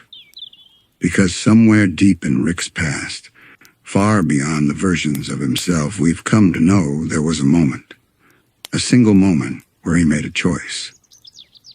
He could have stopped, could have stayed mortal, could have lived one life full of love and loss, and let that be enough. But Rick, he chose differently. He built walls, layered his DNA with fail-safes, backups, infinite clones. He scattered himself like stardust across the multiverse. Some Ricks went rogue, some became monsters, some tried to be better. But all of them carried the same burden. They couldn't die. And with that burden came a price. See, mortality brings meaning. When you know the end is coming, you treasure the beginning. You savor the middle. You fight harder, laugh louder, love deeper. But when death isn't a threat, everything starts to fade. The highs aren't as high. The lows stretch endlessly, and eventually you stop caring not because you want to, but because your soul runs out of places to feel. That's Rick's curse.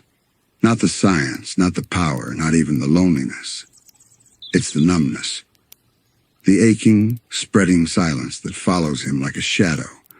The quiet knowledge that every moment is just one more grain of sand in a beach that never ends. So he distracts himself. With inventions, with alcohol, with chaos. He picks fights, travels to absurd dimensions, turns himself into a pickle, fights rats in a sewer, challenges galactic federations. All of it, not for glory, but just to feel something again. And sometimes, just sometimes, it works. A glance from Morty, a hug from Summer. Beth calling him Dad without bitterness. They pierce the armor. Not always, not often, but enough. Enough to remind Rick that he's still in there, buried beneath the genius, beneath the grief. A man who once upon a time held a baby in his arms and dreamed of nothing more than teaching her how to ride a bike. That version of Rick is still alive. Barely. And that's the tragedy of immortality. You don't become a god. You just become a witness, a spectator in your own fading humanity. Rick has watched his daughter grow up across thousands of timelines. In some, she becomes a savior. In others, a tyrant. In a few, she never gets to grow at all. And each version takes something from him. Because even though he won't admit it, each Beth is his Beth. Each loss feels real. Each moment feels like a scratch across a heart he swears doesn't exist anymore. But it does. He just doesn't let people see it. That's why the garage is always locked. Why the flask is always full. Why the jokes are always just sharp enough to cut. Because it's easier that way. Easier to be the Rick everyone expects, the genius, the rebel, the untouchable. But late at night, when he forgets to turn off the lab lights, and his silhouette flickers against the wall like a ghost, you can see it. The cost. Not in scars, not in numbers, but in absence. The absence of rest. The absence of surrender. Rick can't sleep for long. He dreams, but the dreams always shift. Sometimes he's back in the kitchen, watching Diane cook eggs. Sometimes he's in a lab holding a prototype portal gun, unsure if it'll work. Sometimes he's just drifting in space, weightless, looking for a planet that doesn't exist. And then he wakes up, alone. Even when the house is full. Even when Morty mumbles from the next room or the TV hums quietly downstairs. Because Rick's solitude isn't physical. It's woven into his soul. A soul stretched too thin across too many lifetimes. It wasn't always like this. There was a time when Rick felt the thrill of discovery, when every machine he built was a doorway to wonder, not an escape from himself. He was younger then, reckless, in a way that still held hope. Every equation felt like poetry. Every explosion, a symphony of chaos and potential. But over time, even brilliance became a burden. He solved problems before they could become puzzles. He anticipated answers before questions were asked. The spark dimmed, the joy drained, and the universe, vast and endlessly strange, stopped feeling mysterious. Immortality had dulled the edges of surprise. That's why Rick keeps Morty around. Not because he needs help, not because he enjoys the company, though deep down he does. It's because Morty still sees the universe the way Rick once did, with awe, with fear, with wonder. Each adventure is new to Morty, every planet a marvel, every monster a story waiting to unfold. And in Morty's wide eyes, Rick catches glimpses of his own forgotten fascination. But it's fleeting. Because Rick can't truly go back, not to the days of starry-eyed ambition, not to the time before he knew what he knows now. The more he learns, the more walls he builds. Each discovery carves away a piece of his wonder until all that's left is the machinery, not the magic. Still, there are moments rare and delicate where the magic stirs again. Like when he sees Morty laugh uncontrollably at something dumb, or when Summer stands up to an intergalactic warlord without blinking, when Beth tells him she's proud of herself, or when Jerry, well, even Jerry in his bumbling way, reminds Rick that sincerity still exists. It's in those tiny flickers of humanity that Rick finds his anchor, because immortality without connection is just drifting. And though Rick has tried so hard to convince himself he doesn't care, the truth leaks through, in the things he doesn't say, in the missions he refuses, in the soft way he sometimes places a blanket over Morty when he falls asleep in the spaceship. He does care. He just doesn't know what to do with that feeling. See, Rick's built entire galaxies, erased timelines, outwitted gods.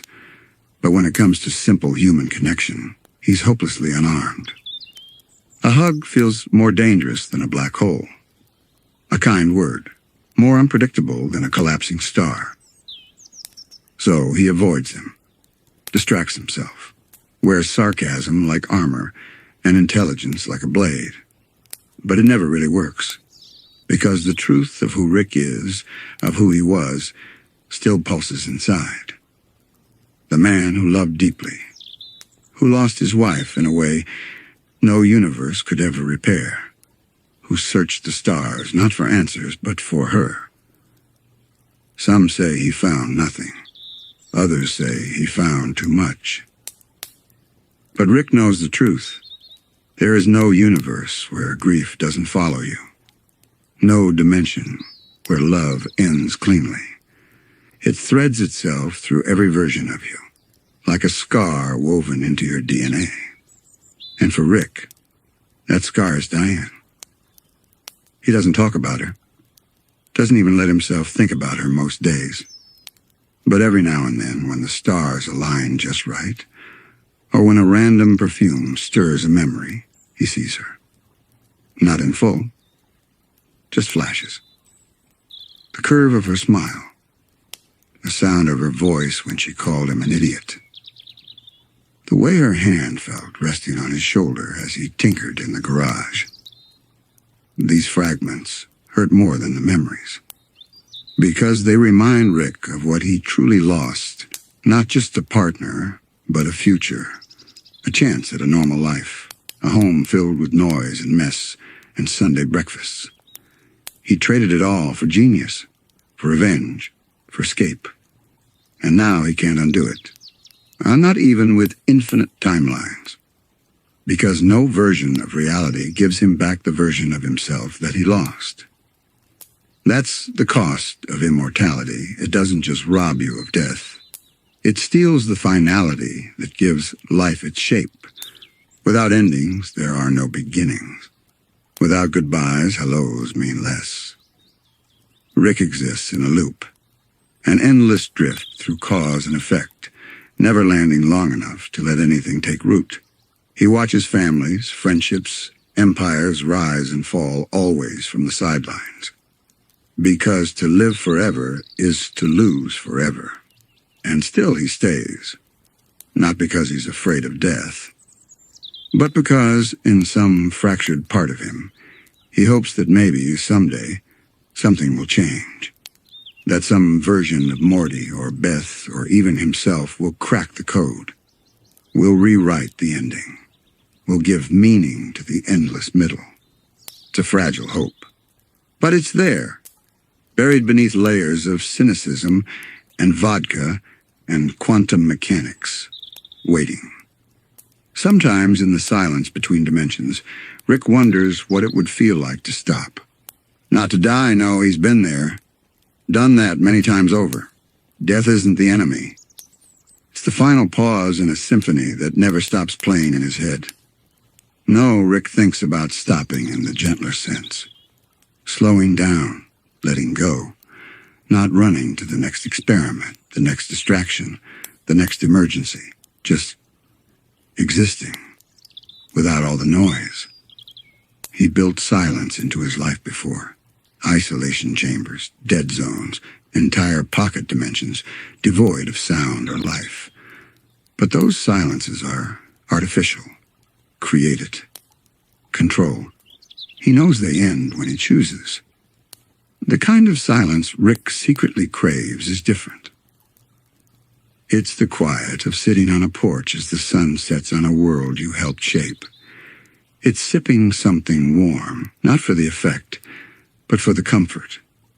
It's hearing laughter inside a house and knowing you're welcome there, not because you invented gravity or killed a god, but because you belong.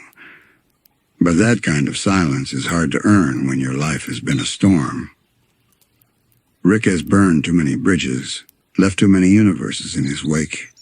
People who once reached out eventually stopped. Beth tried when she was young. Oh, how she tried. Drawing pictures of her dad flying through space, waiting by the door with eyes full of hope.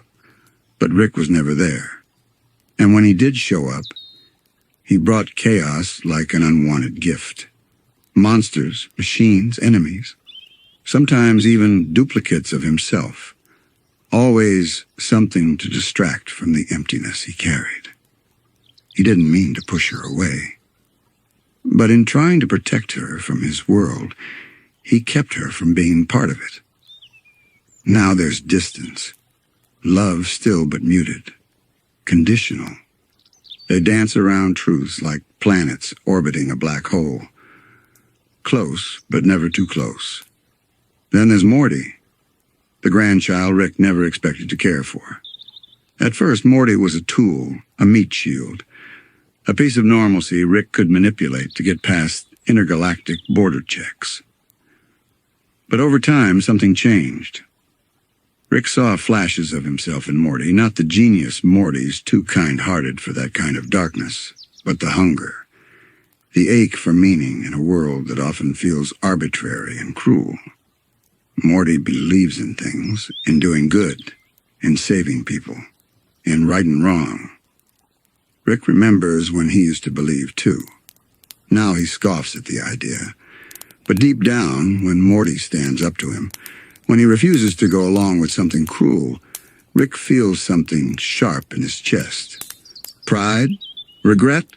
Maybe both.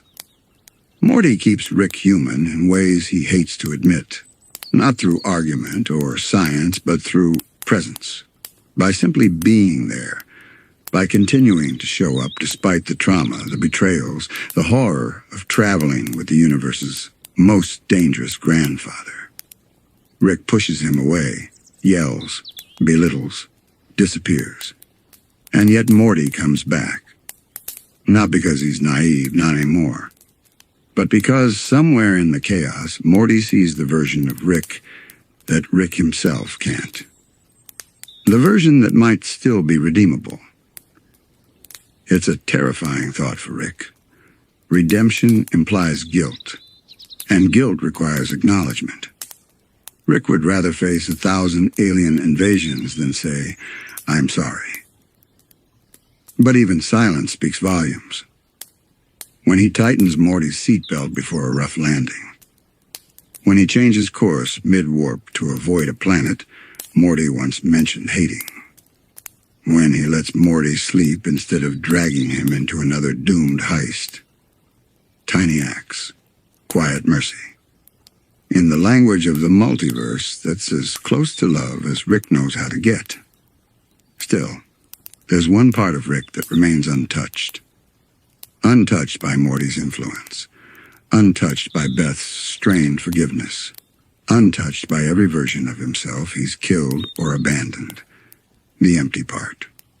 The space inside him that even time and invention can't fill. It's where Diane lives. Not the real Diane, she's long gone. But the idea of her. The symbol of what was lost. What was sacrificed? What can never be recovered? Rick visits that space sometimes, not often, just when he thinks the loneliness might swallow him. He doesn't talk, he doesn't drink. He just sits, breathing, remembering. He sees the hallway where she used to hum while folding laundry. He sees the old couch where she'd rest her head on his shoulder. He sees a crib, empty. Time doesn't move in that space, neither does Rick. Because for a man who can go anywhere, some places will always be unreachable. And that is the true curse of immortality. Not the endless years, not the pain, not the boredom, but the places you can't return to, the people you can't hold again, the you that you'll never be. Rick carries it all silently, in the tilt of his head, in the twitch of his eyes, in the long pauses between jokes. And though he'll never say it, he misses who he used to be. There are moments, just brief flickers in the long, winding stretch of his existence where Rick wonders if maybe, just maybe, he could stop being the smartest man in the universe and start being something else. Not simpler, not weaker, just more present. He doesn't say it aloud. He doesn't even write it in a secret log somewhere. But it lives in him like a faint melody under the noise of all the chaos. When he watches Morty sleep during a calm drift through space, when he sees Summer laugh without needing to impress him, when Beth, whether clone or real, pours a cup of coffee for him and doesn't say a word, just sits beside him.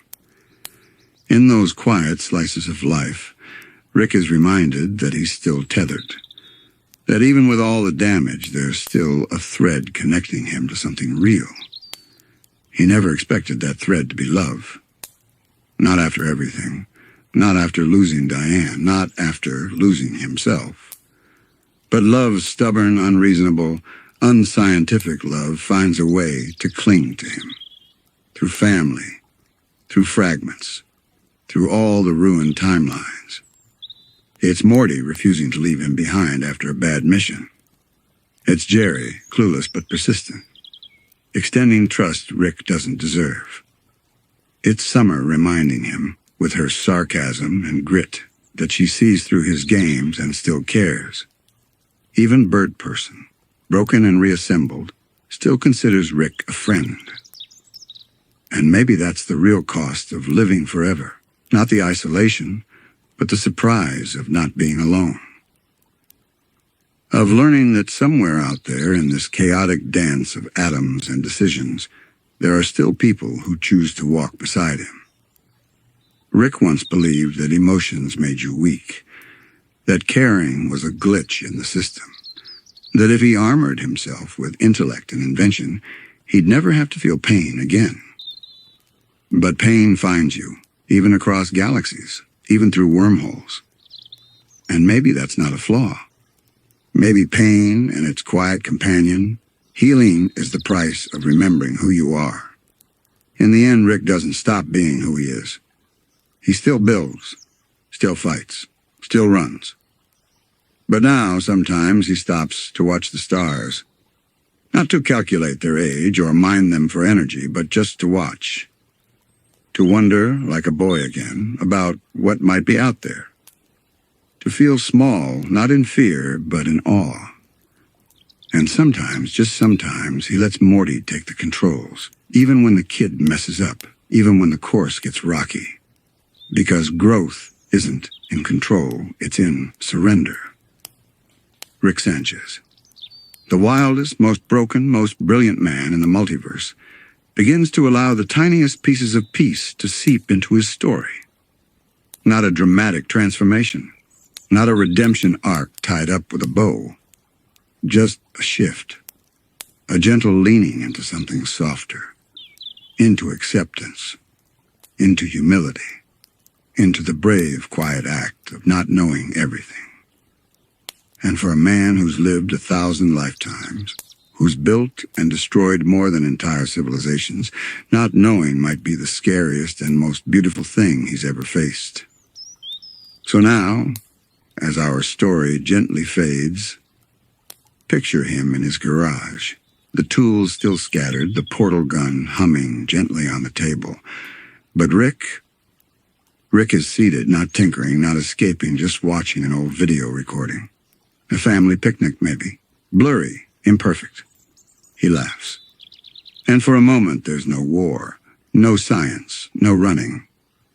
Just a man, a grandfather. A reminder that even in a multiverse teeming with infinite versions of yourself, it's still possible to find one version who is learning to forgive, to feel, and to just be. And if Rick Sanchez can do that, maybe we all can. Now, sleepyheads, close your eyes. Let the echoes of stars, spaceships, and softly spoken regrets carry you into dreams. You've traveled far tonight, across galaxies, across time, across the fragile landscapes of the heart. Rest easy now. The universe will still be here tomorrow. Good night.